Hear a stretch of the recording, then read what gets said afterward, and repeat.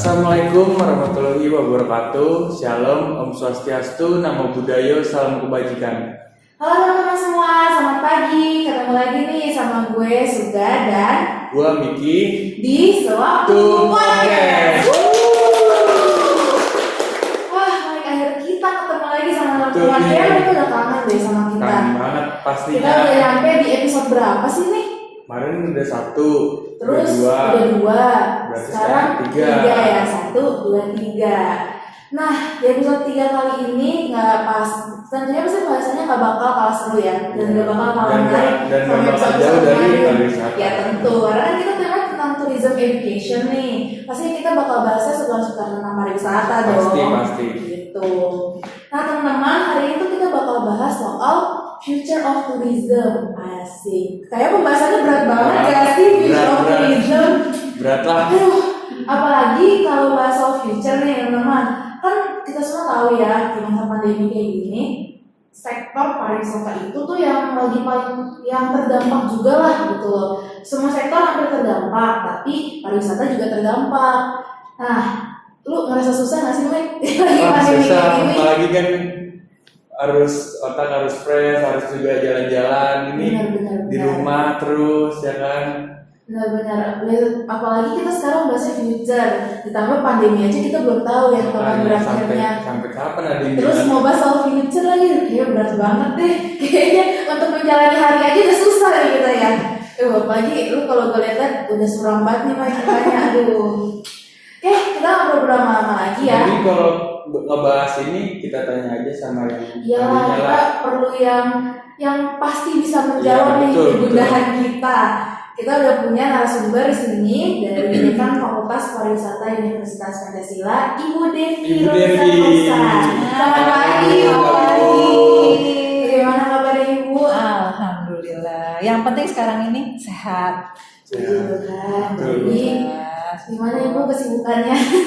Ya begitulah.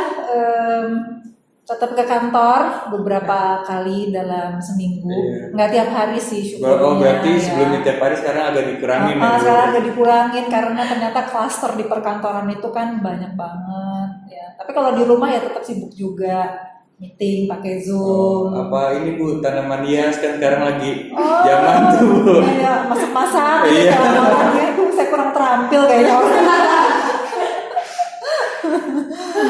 Lagi naik banget tuh Bu, saya juga sempat tanaman hias saya nanam di rumah. Michael banget ternak lele loh Bu. Ini udah ternak lele loh. Kayaknya hikmahnya pandemi ya. Iya, semua sektor udah dicoba Bu kayaknya. Jadi banyak ide-ide brilian gitu ya.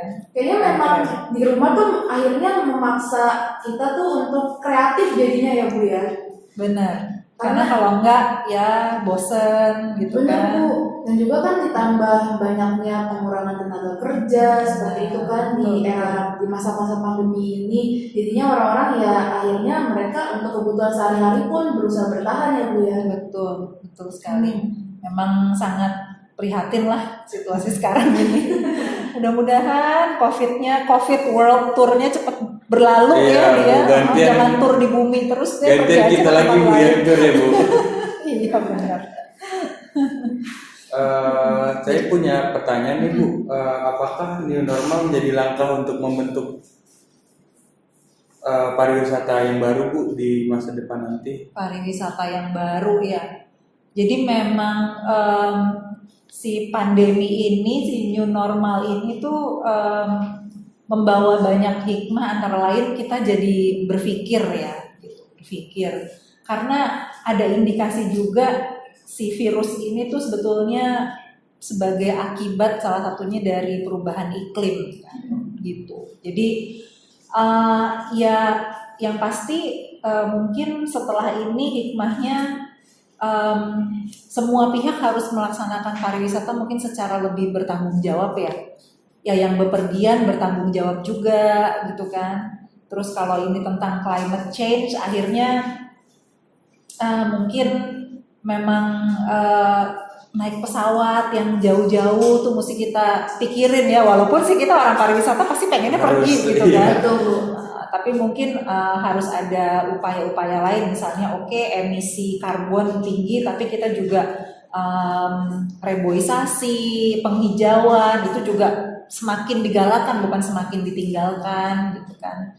Dan ternyata tadi banyak ide-ide baru kan, ide-ide baru gitu. Jadi misalnya awalnya kita selalu berpikir pariwisata itu harus misalnya orangnya banyak gitu kan, pakai bis besar-besar. Sekarang ternyata orang sudah mulai masuk ke yang small group tours gitu ya.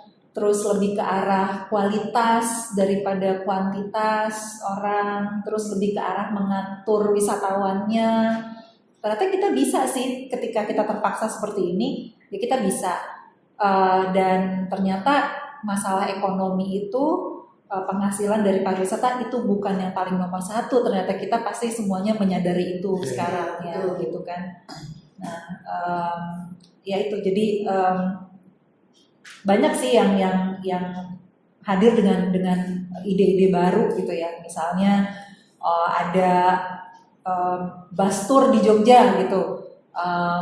Di situ disediakan aneka macam kopi gitu kan, tapi juga nggak lihat kan ya, itu kan ide-ide baru tuh yang mungkin nggak akan muncul nih kalau nggak ada pandemi ini. Betul.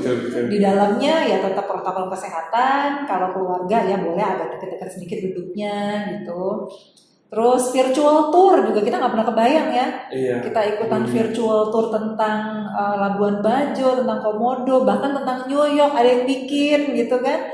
Dan orang ternyata mau lo bayar 30.000, 40.000, 50.000 untuk ikut virtual tour itu karena tadi secara naluriah ya manusia itu kepengen berwisata, ingin tahu tempat lain, pengen belajar tentang budaya lain ya. Jadi even ketika itu virtual tour juga ternyata banyak gitu yang berminat kan. Iya, soalnya kan saya juga pernah dengar kalau pariwisata tuh udah bukan yang tersier lagi Bu, malah bisa jadi primer juga kan, iya. kebutuhan primer kita. Iya, betul.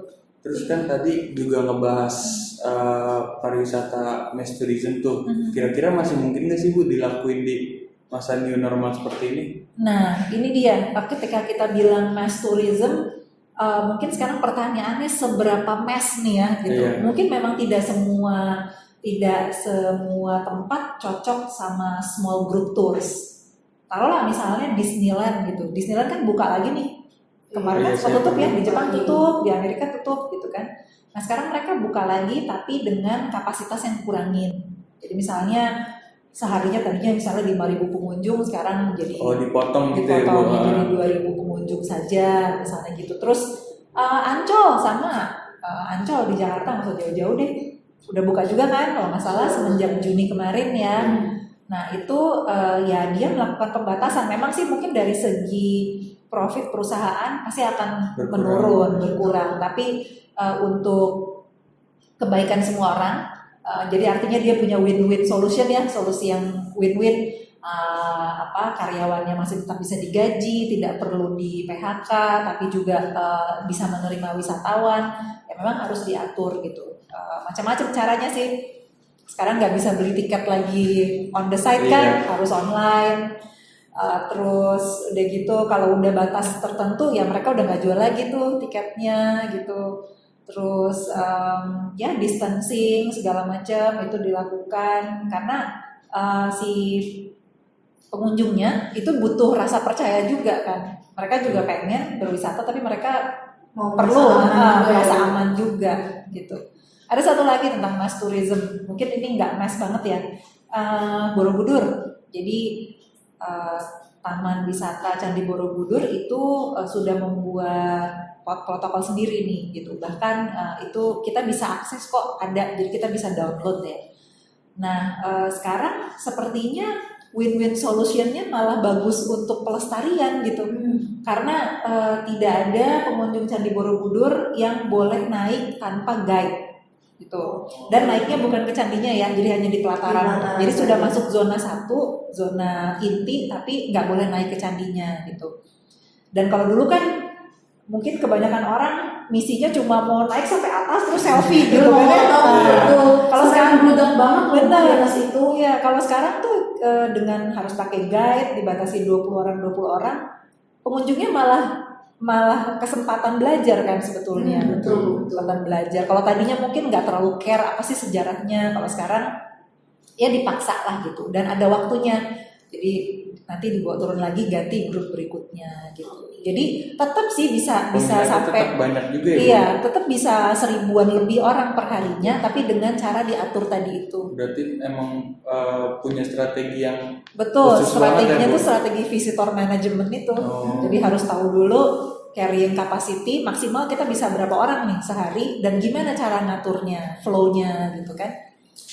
Nah, tentunya flow-nya harus enak juga ya secara psikologis buat pengunjungnya. Iya, Gitu karena kan. kalau misalkan diaturnya sama aja berdesak-desakan dengan Iya, orang lain kan benar. juga nggak baik ya Bu. Atau misalnya, baru juga 20 menit, 10 menit udah harus turun lagi gitu kan.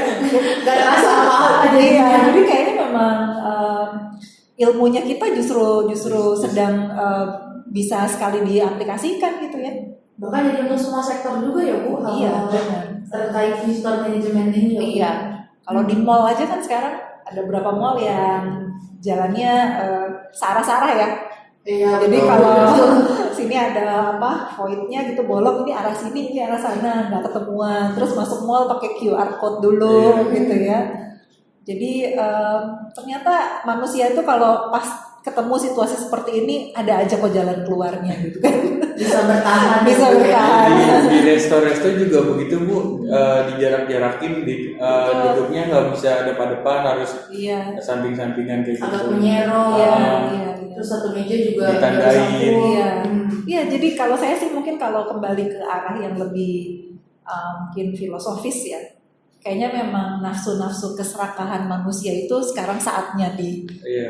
diredam gitu. Kayaknya kita udah lagi diingatkan gitu sama ternyata virus sekecil ini yang kita nggak bisa lihat itu bisa mengubah semua tatanan dunia, di mana kita nggak bisa lagi berpikir bahwa profit is always number one gitu kan. Pendapatan sebanyak-banyaknya buat si owner itu bukan yang paling penting gitu loh, tapi gimana dia care sama orang gitu. Itu yang jadinya penting sih kayaknya.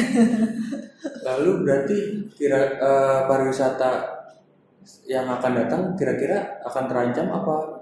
Akan jadi lebih baik Iya, ya, Bu. bakal bisa pulih lagi seperti dulu. Nah, kalau baca dari beberapa tulisan sih, kayaknya banyak bilang the world will never be the same gitu ya setelah ini gitu, katanya gitu. Tapi tentunya sih ya kita sih kepengennya semua kembali normal lagi gitu kan.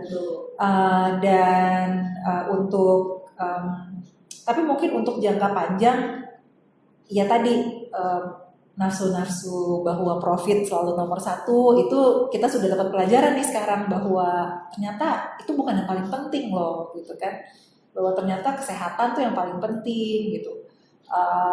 Owner, pengusaha juga kalau karyawannya semuanya sakit kan bingung juga, ya kan? Iya. Kalau masyarakat nggak, benar. kalau masyarakatnya pada nggak sehat ya bingung juga, nggak ada yang beli nanti produknya kan gitu ya. Jadi tentunya kalau dari segi harapan sih inginnya kembali seperti semula, tapi kayaknya mungkin banyak sekali pelajaran yang bisa kita ambil dari situasi ini. Jadi tidak kembali semulanya sih kalau menurut saya pengennya ya sifat-sifat kayak gini nih, tiba-tiba kita jadi lebih care sama orang, tiba-tiba kita lebih care kita lebih baik sama diri sendiri nih.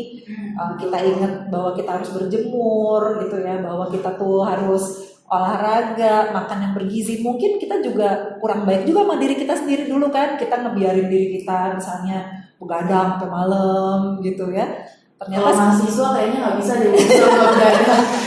kalau begadang naik tugas nggak apa-apa. Iya. Kalau main game Kalau Kan tugas sekarang kan kalau anak-anak main game online kan jadi alasan, Bu, saya pengen jadi pro player.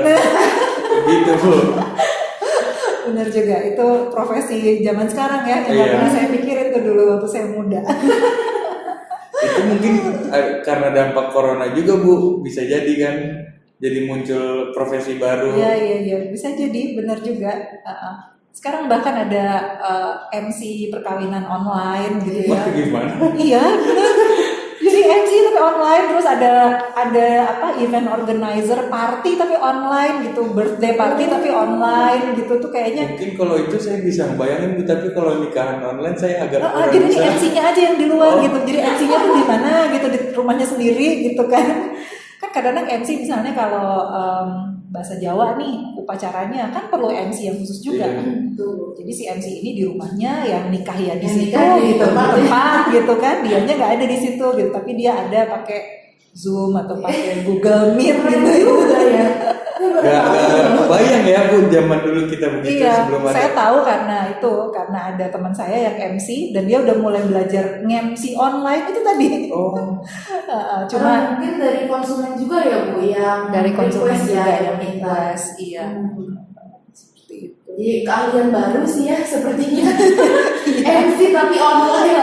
Kayaknya memang udah benar-benar harus mengintegrasikan teknologi ya ke berbagai aspeknya kehidupan Iya. kita gitu, yang nggak pernah kita bayangin sih Iya. sebetulnya. Jadi kalau misalkan dapat job mau offline atau online? iya, Gitu tanya dong, dulu Bu. nih. Iya. Yang paling penting sih kalau vaksinnya sudah ditemukan dan itu memang bekerja buat sebagian besar populasi dunia aja, mungkin ya kita bisa kembali seperti kemarin. Tapi mungkin hikmah-hikmah baik yang kita sekarang rasakan itu ya jangan dilupakan gitu. Karena ternyata memang manusia itu cepat lupa sih. Iya. Jadi kebetulan saya bimbing skripsi ya beberapa orang yang materi tentang COVID gitu. Terus kita cari referensi-referensi. Ternyata dulu waktu masanya SARS yang sama sindrom pernafasan akut itu, Oh, iya. itu akademisi udah pernah nulis dan udah pernah melakukan riset gitu. Setelah SARS ini kamu nanti seperti apa perilakunya, dan ternyata sama aja. Jadi cuci tangan, jaga jarak, pakai masker itu udah pernah diomongin. Sepertinya itu udah diingetin. Iya, mungkin ya, Bu, tahun ya. 2005 Sebenarnya gitu. tuh. Tahun 2005 Cuma itu udah pernah pengulangan keluar. doang ya, Bu, ibarat cuma Nah, pengulangan. tapi terus karena terus ya tidak ada lagi penyakitnya, alhamdulillah. Terus ya pada lupa gitu kan. Padahal memang cuci tangan itu bagus buat kita semua kapan aja, mau ada penyakit nggak ada penyakit Betul, Bu. ya. Iya, betul. Soalnya kan Bagus kalau itu kan. teman-teman saya tuh kebanyakan minum air es dingin kan gelasnya berembun, pada cuci tangannya begitu. Segi kepraktisan ya. Iya. Segi efisiensi Bu. Soalnya kan juga terkadang beberapa rumah makan kan juga nggak ada itunya Bu, apa namanya, tempat cuci tangannya, entah WC-nya kurang layak, kan kita juga Iya, betul. seakan malas juga kan. Sanitasinya juga kurang proper lah. Betul. 3 minggu yang lalu, mungkin saya tambahin lagi 3 minggu yang lalu, saya udah naik pesawat pertama kalinya di masa pandemi. Gimana tuh Bu rasanya? Itu terpaksa ya, saya bukan jalan-jalan Oh. karena ibu mertua saya wafat di Makassar. Bener-bener Terima cinta, kasih Ibu. banyak. Jadi kami harus berangkat ke Makassar. Dan ya saya prihatin sih karena kita naik pesawat yang konfigurasinya 3-3. Semua bangku B dan semua bangku E itu nggak diisi. Jadi memang isi cuma A, C, D sama F. Bayangkan ya, artinya perusahaan penerbangan juga harus menekan biaya, mungkin proyeksi keuntungan itu sangat rendah karena banyak sekali kursi yang kosong Kursi gitu kosong, kan. betul. Jadi kalau dari sisi itu sih inginnya bisa normal kembali ya, karena kasihan gitu. Nanti takutnya kalau terus-terusan seperti itu kan karyawannya nanti harus di lay off, ya mudah-mudahan enggak. Dan memang ada kan beberapa perusahaan penerbangan baik di luar maupun dalam negeri yang sudah merumahkan itu sebagian karyawannya. Jadi tentunya kalau untuk yang itu kita pengennya ekonomi kita pengennya bisa kembali lagi. Tapi kalau tadi kita lebih sehat, kita lebih care sama kebersihan, itu mungkin harusnya sih selamanya lah Iya. gitu ya, membekas kepada kita. Standarnya harus dinaikin terus Bu. Benar. Jadi budaya lah. Iya. Iya. Lalu Bu, kalau kita lihat berarti di dalam pariwisata sendiri adalah kemungkinan untuk titik terang ya Bu di masa Iya. depan. Lalu untuk membangun titik terangnya sendiri nih Bu, pariwisata Indonesia, bagaimana nih Bu? Apa yang harus kita lakukan? Oke, Citra ya. Ini kalau saya lihat sih sudah banyak hal-hal yang dilakukan ya, tapi mungkin harus lebih terpadu kayaknya ya. Jadi kalau dari segi aturannya sendiri udah jelas karena ini masalah kesehatan kan, leading sektornya itu Kementerian Kesehatan. Kementerian Kesehatan udah bikin keputusan menteri ya mengenai protokol di fasilitas umum, area umum. Nah, termasuk di dalamnya itu hotel, restoran gitu kan. Terus ada lagi perjanjian keputusan bersama nih antara Menparekraf sama Mendikbud mengenai protokol atau panduan untuk sektor ekonomi kreatif ya, dan salah satunya ekonomi kreatif. Jadi ada museum, ada sektor kebudayaan dan ekonomi kreatif gitu. Nah itu di situ diatur tuh yang bioskop, tapi sekarang bioskop belum buka ya. Itu bioskop ada di situ tuh aturannya. Bioskop, museum, galeri gitu kan. Jadi dari segi perangkat-perangkat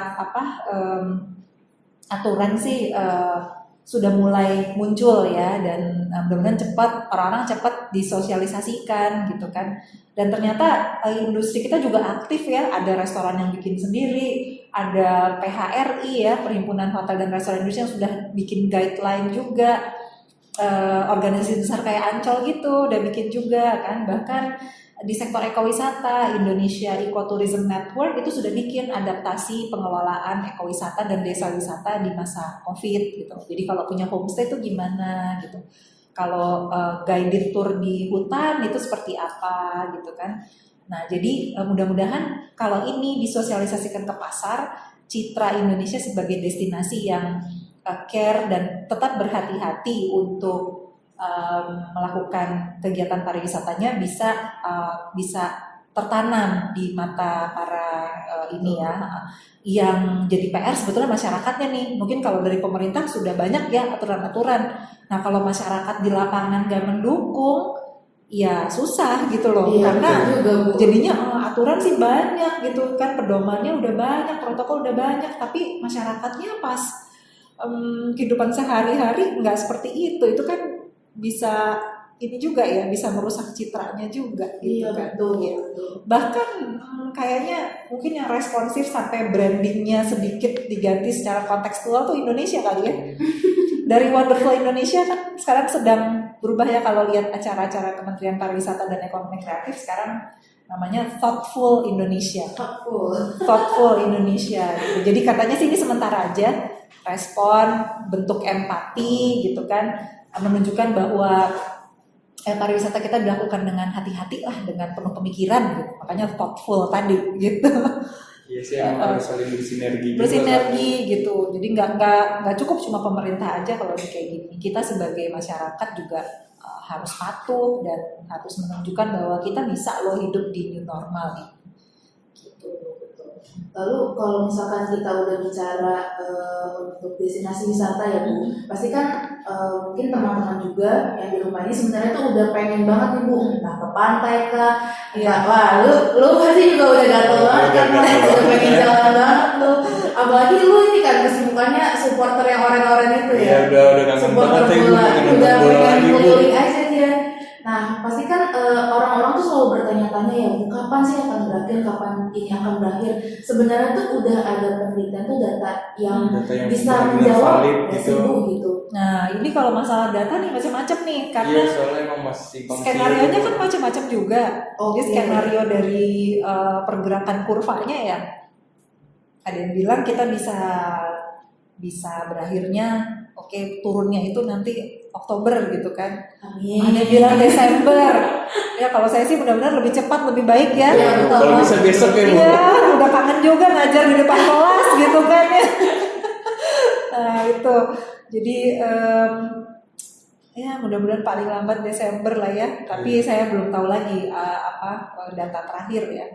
Mesti lihat nih karena kita bukan ahli untuk forecasting. Betul.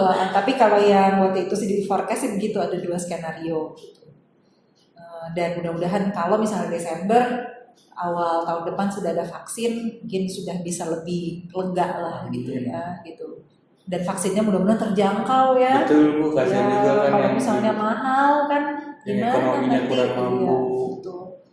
Mbak, selain itu sepertinya sih selain dari vaksin aja Bu, perlu juga ya kayaknya untuk pengertian ke masyarakat, karena kan masyarakat Indonesia ini untuk pakai masker aja susah, sampai dikeluarkan undang-undang ya Bu, kalau nggak Benar. salah Sampai sudah ada didenda undang-undangnya ya. kalau nggak pakai masker didenda Iya. gitu. Sampai segitunya ya Iya. untuk pakai penutup aja gitu Bahkan ya. sampai ada di jalan-jalan misalnya nggak pakai masker dikenain sanksi suruh nyapu. Soalnya Kerja sosial. teman saya pernah kena Bu kayak gitu. Iya. Saya lihat sendiri juga hari Senin kemarin di depan stasiun Pancasila sini Oh baru banget. dipinggirkan gitu kan. Kalau yang nggak pakai masker langsung dipanggil gitu. Nggak tahu mungkin sanksi sosialnya apa nggak lihat karena sambil lewat sih ya. Iya. Apa suruh push up, apa disuruh nyapu nggak tahu. Teman saya waktu itu cerita disuruh nyapu kan karena nggak pakai masker gitu. Ya gitulah. Ya itu dia kesadaran kita sendiri kayaknya Iya. paling penting tuh. Iya, betul. Lalu nih Bu, kalau kita lihat dari untuk mahasiswa nih Bu, kan udah banyak juga ya mahasiswa akhir nih Bu, mahasiswa akhir ataupun juga Masih mahasiswa-mahasiswa yang aktif. sudah lulus ataupun masih aktif, pasti kan sudah mulai gelisah sih Bu Iya. sebenarnya ya pasti. Bagaimana nih nanti kita kedepannya akan seperti apa? Ini saya masih bisa kerja nggak masih nih bisa nanti? kerja lagi pariwisata. Jangankan itu ya, yang mau PKL juga sih bisa PKL nggak nih? Gitu. Nah iya Bu, Yang kayaknya kerja teman-teman ya. kita yang mau PKL pun juga cemas karena mungkin aja industri belum buka kan ya Bu, sehingga untuk perizinan maksudnya belum buka untuk terima orang dari luar perusahaan mereka, sehingga sulit kan untuk kakak-kakak kita juga mencari tempat PKL, sehingga muncul deh kegelisahan. Iya, Nah, bisa dipahami. kalau dari sisi akademisi untuk mengatasi ini bagaimana Bu? Nah, ini menarik nih karena memang kegelisahan itu bukan cuma di Indonesia sih. Iya, pasti. Bahkan Karena semester juga- lalu saja kita sedih gitu ya karena mahasiswa kita baru aja 3 minggu di tempat magang terus ya sudah dipulangkan gitu kan. Oh, Ya karena dipulangkan tuh karyawan lainnya pun dipulangkan, Dipulangkan ya, juga. apalagi yang magang gitu kan. Jadi yang magang ya apa perusahaannya pasti nggak mau dong menanggung resiko wah anaknya orang lagi dititipin magang Iya. di sini terus sakit gimana Betul. gitu kan. Jadi ya itu karena kita kemarin ya boleh dibilang PSBB itu ya PSBB jadi semuanya dipulangkan gitu. Mungkin situasi ini masih menuntut kita untuk bersahabat kayaknya dengan waktu ya gitu. Jadi saya sih nggak pengen klise, maksudnya membesarkan hati itu perlu gitu kan. Tetap optimis itu perlu, tapi kita juga perlu realistis iya gitu kan. betul. Jadi artinya untuk teman-teman yang baru lulus gitu, kalau memang awal ini mau kerja dulu sama orang gitu, tetap aja ngelamar ya itu dengan disertai doa tentunya ya, doa yang kuat gitu kan, karena ya rezeki orang tuh nggak akan tertukar lah gitu ya. Betul Gitu mungkin di sela-sela situasi yang seperti ini malah ada yang dapat pekerjaan baru nantinya, amin gitu kan. Amin. Nah seperti itu, jadi tetap semangat gitu, kirim lamaran gitu ya. Dan mungkin ini waktu kalau misalnya belum gitu, sabar gitu karena ini tidak dialami oleh kita saja gitu ya. Saya termasuk generasi yang lulus ketika waktu S1 ya, waktu kerusuhan 98 Oh, gitu. itu besar Ya, jadi banget banyak sih. banget teman-teman saya yang dapat kerjanya itu lama. Jadi kita yang angkatan 92, 93 yang lulusnya tahun 97 akhir atau 98 baru wisuda seperti saya, itu pas wisuda habis itu kejadian seperti ini. Tapi waktu itu bukan wabah, waktu itu kerusuhan. Itu cukup lama recovery-nya juga gitu loh. Nah, waktu itu strategi saya ada pekerjaan walaupun gaji kecil saya ambil gitu. Jadi apapun supaya nggak berhenti berpikir, supaya nggak berhenti untuk melangkah Jadi gitu. nggak stuck Ya jadi saya nggak pilih-pilih deh waktu Iya. itu, nggak pilih-pilih, saya ambil. Ternyata 3 bulan, sekitar 4 bulan kemudian ada pekerjaan yang lebih baik. Memang sih cuma 4 bulan, tapi at least di CV saya udah bilang bahwa saya udah sempat kerja loh di Punya sini gitu pengalaman ya. ya. Jadi teman-teman juga tetap semangat seperti itu. Kalau misalnya mau usaha-usaha, apalagi yang basisnya itu online, ini saatnya gitu kan, karena ekonomi rumah tangga itu sedang butuh banget gitu ya, dan rasa solidaritas tadi sebenarnya menggerakkan sih. Mungkin kita punya masker udah 10 ya, tapi ketika teman kita yang jual gitu kan, kita yaudah deh kita beli. Iya. Ada tetangga yang kita tahu misalnya ayahnya di PHK jual frozen food gitu, tadinya kita mungkin lihat di platform online ya. Sekarang kita beli sama dia deh gitu. Nah itu juga jadi opportunity atau kesempatan karena rasa solidaritas ini sedang menguat. Ini juga bisa kita manfaatkan. Yang belum dapat kerja, kita bisa buka usaha-usaha, ya buka usaha yang ya tidak perlu modal banyak lah, gitu kan. Kalau open PO kan pasti udah bayar dulu ya, baru nanti. Nah seperti itu yang punya keahlian, yang mungkin bisa tahu temennya pinter bikin brownies, saya ikutan dong, aku tanpa modal Bisa join gitu kan. Dan satu lagi adalah mungkin ini saatnya yang tepat untuk mengasah keahlian gitu, karena ternyata banyak banget yang lagi bagi ilmu secara gratis-gratisan ya. Organisasi besar kayak International Air Transport Association itu bikin kursus gratis gitu kan, tadinya bayar mungkin puluhan dolar, sekarang digratiskan sama mereka. Itu tinggal kita aja nih mau apa enggak gitu. Universitas-universitas besar buka masif online open coursesnya mereka. Kalau misalnya kita daftar, kita ngikutin gitu ya modal pulsa sih sebetulnya. Kita bahkan bisa dapat sertifikat gitu. Jadi kita bisa ngisi waktu juga gitu. Harvard buka seperti itu ya. Tapi memang butuh komitmen karena mereka ada attendance-nya juga. Jadi nggak bisa kita cuma daftar terus sebulan kemudian kita tiba-tiba mau nagih sertifikat tuh nggak bisa gitu. Jadi emang benar-benar harus ngikutin kuliahnya. Nanti dia mungkin ada tes, ada kuis, kita mesti ikut. Nanti dapatlah sertifikat 1 SKS, 2 SKS. Tapi kan bermanfaat jadi waktunya gitu. Jadi banget mahasiswa itu perlu banget. Iya, gitu. Jadi tetap semangat buat yang mau lulus ya. Pasti ada jalan gitu kan. Kok jadi kayak iklan ini? jadi kayak apa? Ojek online. Ya, gitulah. Tapi benar sih, maksudnya kalau kita mau, di mana ada kemauan di situ ada jalan kan. Jadi apakah kalau memang belum ada rezekinya sekarang, mungkin bisa diisi dengan mengisi kaya keahlian dan keterampilan kita, atau kita coba-coba bisnis. Kalau sekarang kekuatan jempol itu udah paling bahaya banget Bu, harus dimanfaatkan banget Bu. Lewat sosial media kita dapat dari sisi gamer ya.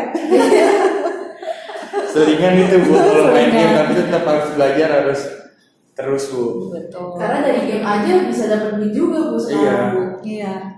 Saya ketemu mahasiswa saya yang udah lulus, saya tanya ngapain aja gitu kan. Nah memang sih lulus di saat seperti ini susah, mungkin dia juga sudah kirim-kirim ya.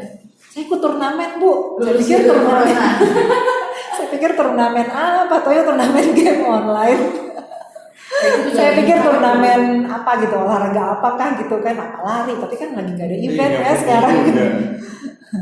Ternyata dia ikutnya game. Ya, itulah, jangan lupa lah pokoknya mengasah keterampilan kita gitu kan, terus mungkin belajar berbisnis. Tiba-tiba ada yang nggak pernah bikin kopi, tiba-tiba bikin ice coffee gitu, dan laku-laku aja gitu ya. Ternyata banyak banget. Ilmunya banyak banget, dan kita juga jadi punya pandangan nih. Semangat juga, jadinya semangat baru juga menghadapi future of tourism ini ya Bu ya. Karena lebih baik lah pokoknya ke depannya. Betul Bu, walaupun kita saat ini berpikir kayak sulit banget untuk melewati ini, tapi ya kalaupun dari kitanya juga tetap komit, tetap semangat, optimis dan realistis ya Bu, bisa kok kita teman-teman pelan-pelan melewati masa sulit ini gitu. Dan kita udah berbincang-bincang cukup lama dengan Bu Devi, banyak sekali informasi. Terima kasih juga. Terima kasih udah diajakin, diundang. Iya, kita juga senang sekali berbincang dengan Ibu pada pagi hari ini. Oke.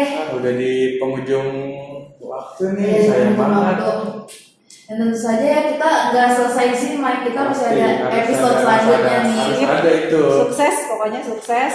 Tetap produktif, kayak gini namanya produktif. Jadi kita mengisi waktu luang juga sih Bu sebenarnya. Alasan ya, biar ke kampus mau podcast. Tapi kan untuk jangan diomongin Bu, nanti orang tua saya tahu Bu. Tapi tetap Bapak Ibu hebat, produktif, dan tetap pakai protokol kesehatan. Iya, tentunya Bu. Oke, Mike, pesan-pesan terakhir untuk teman-teman? Intinya sih cuma 2. Salam semangat and keep full service. Oke, terima kasih teman-teman. Dadah. Nanti kan